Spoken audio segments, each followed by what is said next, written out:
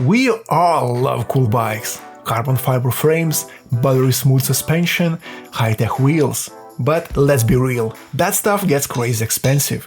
So instead of breaking the bank, I had a different idea. Something way cooler to make my bike stand out in the crowd.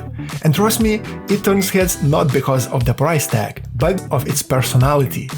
My journey started by browsing the local marketplace to find the perfect candidate for the project. A few hours later, and $60 later, this guy was unloaded from the car. It wasn't super dirty, but it definitely needed a good wash.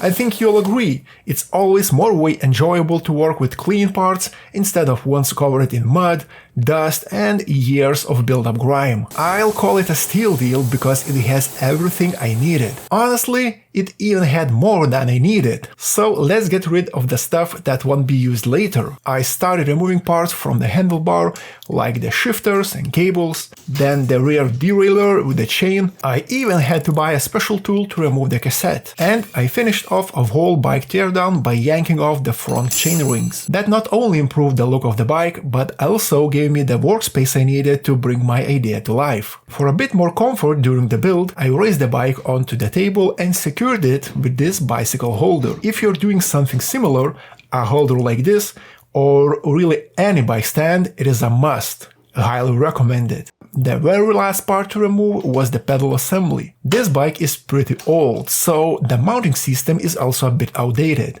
On the upside, it makes removal super easy. Just loosen the fixing nut, pull out the ball bearings, and the whole one-piece crank slides right out. To create a strong and rigid base, I used this 10 by 40 mm mild steel flat bar. I traced the shape I needed with a white marker, and then it was job time for a trusty angle grinder. This flat bar might be a little overkill, but I had it in my scrap pile, so why not use it? I also did some extra shaping to make it fit seamlessly in place. It was crucial to clear the kickstand mount and leave space around the bottom bracket. That flat kickstand mount gave me the perfect reference point once I offset it with a 3 mm flat steel piece. A few tack welds and the main part was ready to clamp for permanent welding.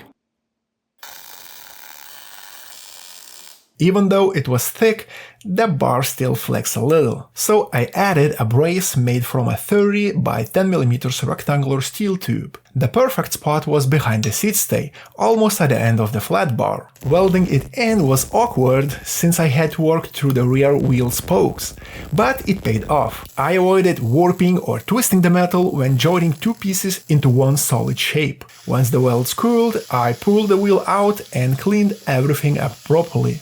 And honestly, you can barely tell it was ever two separate pieces. Let's mount the rear wheel back and check if all that attention to details gave me the clearance I needed. Just as measured and adjusted before, the gap between the wheel and the welded flat bar is perfect, which lets the wheel to spin freely. As for the pedal assembly, remember that little recess ground into the edge of the flat bar? That was made for the round metal dust cap to sit in, and it fits like a glove. The structure is ready, but now comes the real challenge, making the gears that will actually transfer the power. I measured the chainring carrier and jumped into Fusion 360. Making a spur gear there is super easy. Just open Utilities, then Add-ins, scroll down to spur gear and hit the play icon. The best part? You only need a few parameters: tooth count, gear thickness, center hole diameter, and Fusion takes care of the rest. Feel free to pause the video if you want to grab the exact settings I used. Even though Fusion generated a perfect 38-tooth spur gear, I had to make a few important functional changes, plus some tweaks for looks. After a bit of refining, the final version looked like this. It is the biggest spur gear in the build, but its size was actually limited by the bed of my newest 3D printer in the workshop, the bambulab X1 Carbon with the AMS2 Pro unit on top. And this thing is on a whole different level. If you're seeing what the A1 3D printer can do, you know it's already fast. But this, thanks to its core XY design, the X1 Carbon isn't just printing fast, it's flying.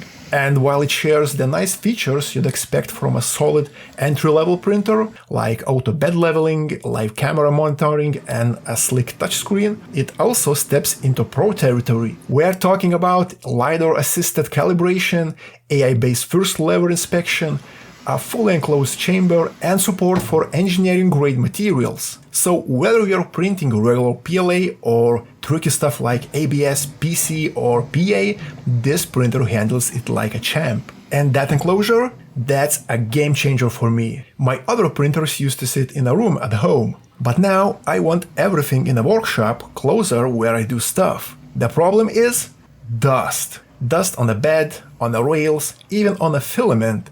It caused all sorts of quality issues and ruined plenty of prints. The enclosed design of the X1C solved that completely. Clean prints, reliable output, zero babysitting. Then there is the updated multi-material system called AMS2 Pro. It is fully enclosed, which helps protect the filament from dust, airborne particles and moisture in the air. No more brittle, waterlogged filament. But the best part?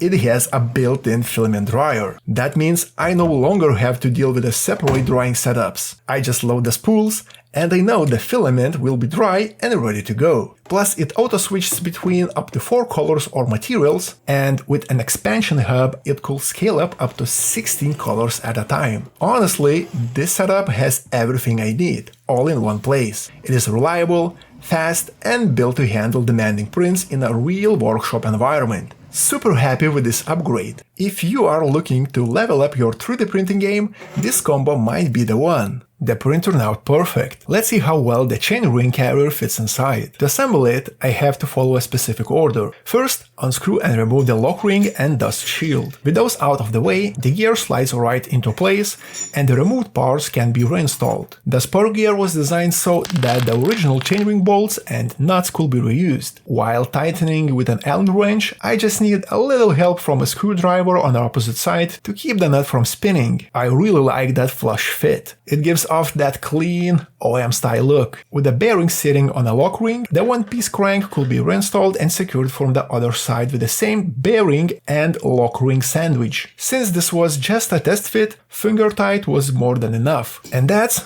our main drive gear. Next up, I need to matching gear for the rear wheel, specifically to fit onto the free hub. Using the same settings as before, I generated a smaller 18-tooth spur gear and printed it in PLA. For strength, I went with the 6 perimeters and 40% infill. Now, even with those beefy settings, I wasn't naive enough to think those tiny splines will hold up the real load. That's why I added 6 mounting holes to bolt on one of the actual metal sprockets from the bike's cassette. Most bike cassettes are held together with the 3 little pins. By grinding those off, I freed all the sprockets and spacers, so I could pick up the perfect size one to reinforce the 3D printed gear. Since it shares the same spline pattern, I just needed to line up the splines with my 6 mounting holes. To make sure everything was spot on, I hopped back into Fusion and whipped a simple marking template. 5 minutes to design, 5 minutes to print, and it fits snugly, giving me the exact drill locations. I was a little nervous that the sprocket steel will be super hard and eat through drill bits, but luckily it drilled out just fine with regular metal bits. All 6 holes were drilled successfully, and the sprocket was secured to the back of the spur gear with Allen bolts and nuts. If they ever start to loosen, I just add a drop of thread locker to lock them in. With those flush bolts, the spur gear should sit properly offset on the free hub, lining up perfectly with the rest of the drivetrain. To make that happen, I reused the spacers and components from the Disassembling cassette. First the metal spacer, then a pair of plastic ones, the spur gear itself, a washer, and finally the lock ring, which was tightened down to spec with a proper tool. With the freshly assembled rear wheel back on the bike, I now had the final distance between the front and rear gears. That gap needed to be bridged with a few extra spur gears to transfer motion from the 30-tooth main gear all the way to the 18-tooth rear gear while still spinning in the same direction. After some back and forth, I found that 3 16-tooth spur gears fits perfectly into the space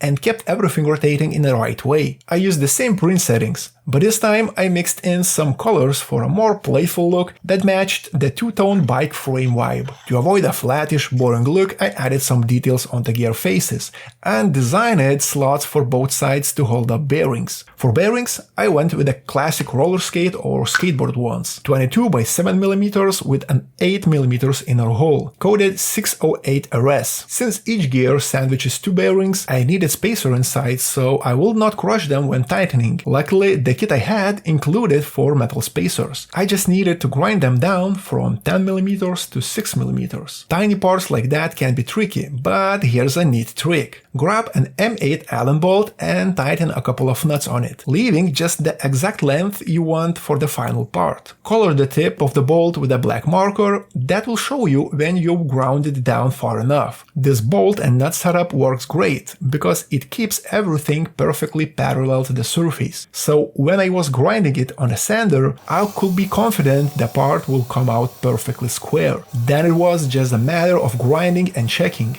Once the black marker was completely gone, I knew I hit the final length. The bearing fitment was tight and snug. I started pressing them with my fingers, then finished the job with a hammer and a socket. Flip the gear, add a spacer, press in the second bearing, and now it spins buttery smooth. Next, I had to find the exact mounting location for each gear. I purposely left one gear with only one bearing, so I'd have better visibility when marking the position. 2 things mattered here. The gears needed to sit right in the middle of the drawn line, and I had to leave a little backlash between the teeth. I eyeballed about 1mm gap and marked the centers for all 3 gears. As for drilling, yeah, I wasn't confident about doing that freehand and keeping the holes perfectly perpendicular, so I rigged up my little drill press. Once I solved the problem of the positioning the bike, it worked great. I drilled 3mm pilot holes, enlarged them to 7mm, and then tapped them with an M8 threading tap. That was very last fabrication step, so it was time to make everything look uniform with paint. First, I primed all exposed metal, then I had some custom paint mixed in an auto body shop. Since I only had this tiny sample part for reference,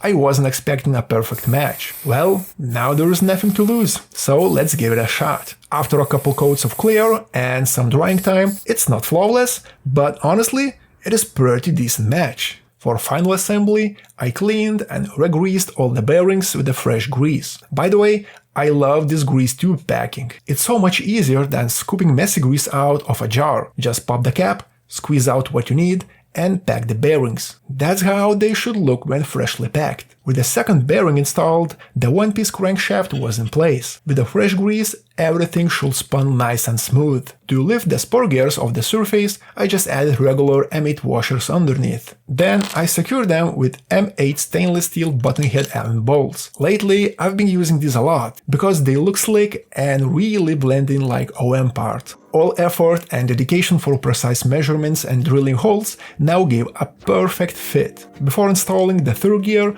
I had to mount the rear wheel first, since that's the only assembly order that works with this setup. And here it is, the bike with a full-on 3D printed spur gear drivetrain. It doesn't just look wild, it actually works. The power from the pedals goes straight to the rear wheel. Alright, let's take it for a spin. Fingers crossed, it doesn't snap in the first few meters. And wow, the gears are running smoothly. Honestly, I expected something to break right away. After all, it's all plastic. But nope. It's holding strong. Right now it is single speed, topping out at about 21 km per hour on an easy pace. But I could always print new gears for different ratios, or even throw on an internally geared hub in the rear. I'll be honest though, it did start developing an annoying squeak from the gears rubbing together. The harder I pedal, the louder it gets. But if I keep it light, it runs pretty smoothly. On the bright side, people can definitely hear me coming now. Heads are turning,